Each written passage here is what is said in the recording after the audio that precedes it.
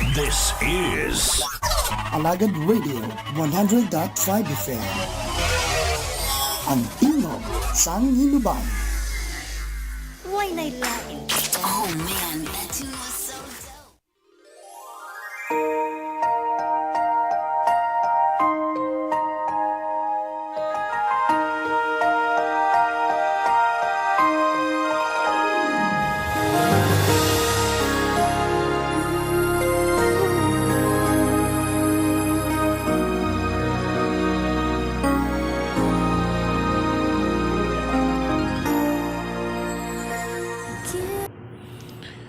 Abyan may nga gadira sa imo kag welcome sa atong programa ang Ilonggo Daily Light from God's Word Radio Broadcast. Nagalin pa diri sa Bahay City Fellowship Baptist Church. Ako si Pastor Ipaprasagar nga karon nag-take over sa pastoral ministry dira sa Dumaguete City Cornerstone Baptist Church. Atong inaampuan higala nga abyan kita may mabutang ma-encourage nga pastor dira sa Dumaguete City Cornerstone Baptist Church agod nga mapadayon ang buluhaton sa Ginoo.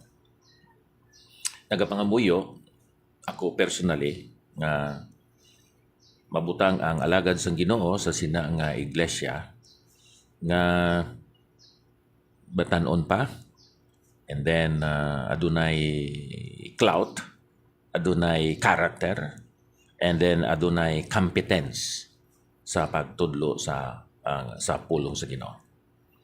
So hindi ni madala sa dinali-dali nga mga plano kag desisyon. Kinahanglan ini sang pagtuo kag paghulat dira sa Ginoo. Now ginahambalan sa kalain-lain naton nga programa ang Ilonggo Daily Light, Cebuano Daily Light, ang Principle for the Day, bisan pa ang Song in the Night, kag bago pa ang Abundant Life Radio Broadcast. So may apat kita ka mga radio programs kada semana.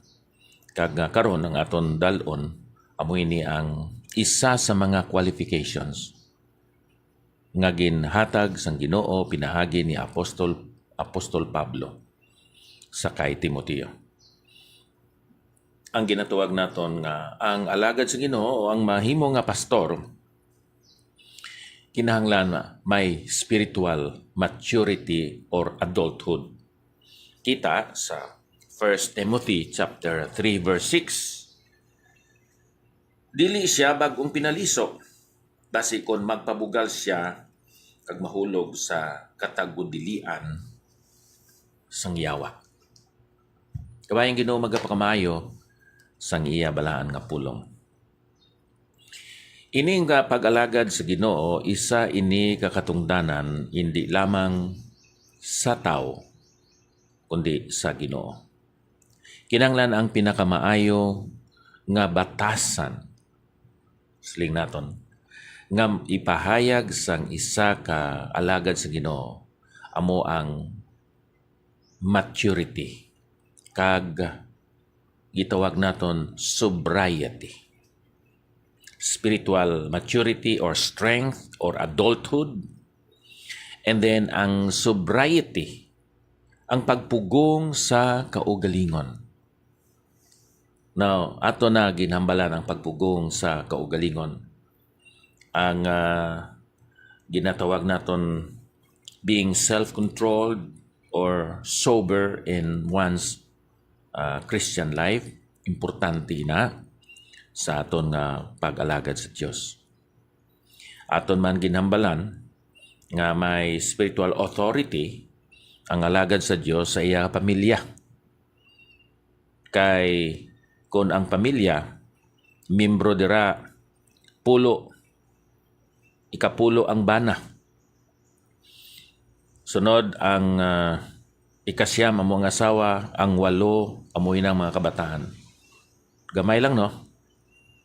Kinahanglan gani ang authority, ang clout, ang firmness sang father o kung sang husband.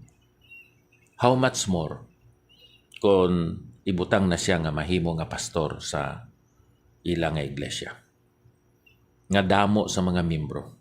So kinahanglan ang alagad sa Ginoo by the grace of God may ginatawag naton spiritual authority at home. May ginatawag firmness, may mga kabataan nga matinahuron, matinumanon, mapinasakupon.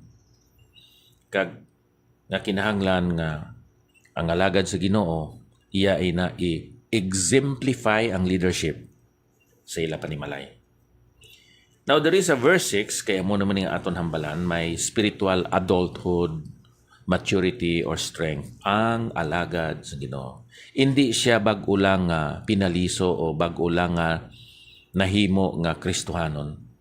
Ang iban tungod kay bisan bag-o pa nga nakabaton kay Kristo Jesus, tungod kay manggaranon, tungod kay siguro opisyal sa gobyerno, sa barangay, himo na dayon nga deacon or officer dira sa ilang simbahan. Once buhaton ini sa mga miyembro, siling sambalan kasulatan, kinahanglan hindi siya bag-o nga pinaliso, kinahanglan isa siya ka dugay na nga nakabaton sa Ginoo. Kay kung bag-o lang siya nga pinaliso, bag-o siya nga convert, mahimo siya nga mangin bugalon. Ha? Silindrio, no? Basi kung magpabugal siya kag mahulog sa katabudilian sang yawa. Anong natabo sa kay Lucifer? Tungod kay siya naghandom pagid nga mangin kaangay siya sang Dios. Gusto siya nga magsaka, ang natabo nga ginhulog siya. So ang isa ka bag-o pa nga pinaliso nga ginhimo nga pangulo o opisyal dira sa simbahan. Gusto niya nga kilalahon ang iyang leadership, ang iyang authority.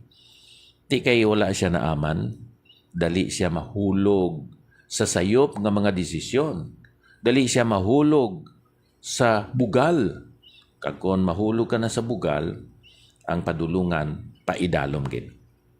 So kinahanglan nga ang alagad sa Ginoo, he is not amateur and he is not arrogant. Hindi siya arrogante. Subo nga alagad sa Ginoo. Kung kamo sa inyo simbahan wala sang pastor, mga muyo gid kamo sa Ginoo, ang inyo pastor should be a servant of God who has at least experience, may maturity sa iya nga espirituhan nga pagkabuhi.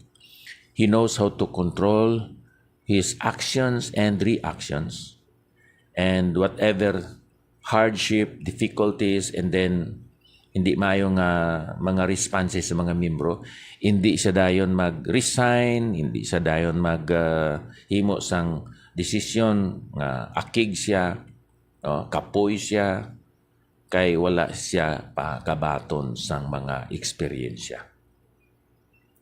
Kinahanglan nga may eksperyensya siya sa iya Christian life and then sa iya Christian ministry nga naka-observe man siya sang ila pastor o sa mga pastor kung paano sila nag-alagad sa Diyos subong nga mga pastor tira sa ila nga iglesia. So kung nagapili kamo, nagatawag o nagapangamuyo kamo sa isa ka tawo nga mahimo nga pastor sa inyo pastorless nga iglesia, kinanglan muni may sincere siya nga aspiration or ambition, may spiritual aptitude siya, skill, character, and competence. Kinanglan may spiritual authority at home, ginapatihan, ginatuuhan, ginatuman siya. Bisan pa siya nga asawa, kag sang iya mga kabataan, Kinahanglan nga may spiritual maturity or adulthood. He is not an amateur. Hindi siya novice. Hindi siya baguhan sa Christian ministry. Bisan pa sa iya Christian life. And then, hindi siya arrogante nga klase sang tao.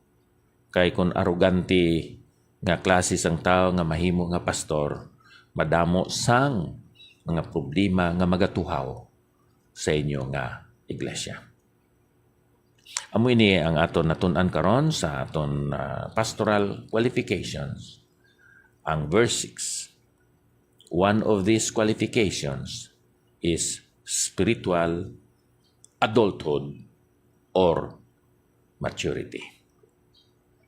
Diyos nga balaan, pakamayo kami nga imo mga alagad nga magapahayag gid sang maturity sa amon mga desisyon, sa amon nga mga statements, sa amon mga plano, sa amon nga mga responses sa difficult situations in the ministry. In Jesus' name, amen. Abiyan madamo gid nga salamat sa inyo nga pagpamati dira sa Hinubaan, Negros Occidental. Ako si Pastor Epafras Agar, nagapasalamat sa imo nga pagsunod sining aton nga programa.